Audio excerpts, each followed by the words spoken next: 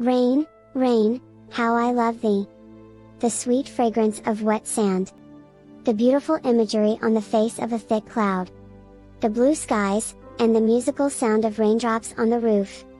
The calming sound of rainwater flowing down the valley. Birds hugging deep inside their nest on the treetop. Umbrellas of different shades and colors protecting heads of all shapes and sizes from the rainy water. People tucked inside their beds and sleeping longer with the calming drops of rain tapping on their roofs. Coffee cups are everywhere, filling up to warm people from the coldness that comes with the rain. Little kids nestled under their blankets as they listen to their parents read them stories. Come on, everybody, let's all go outside and feel the gentle breeze the rain brings. Let the rain beat upon our body with its silver liquid drops. Let the rain sing us a lullaby. Let us walk and splash on the still rain puddles as we play in the rain. Oh rain, rain, a friend of every child you are indeed. Oh, how beautiful are thou, rain?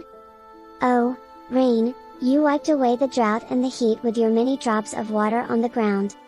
Farmers merrily hopping around their farmlands for another bountiful farm season. Beautiful indeed you are, rain. Maggie's Poetry Corner.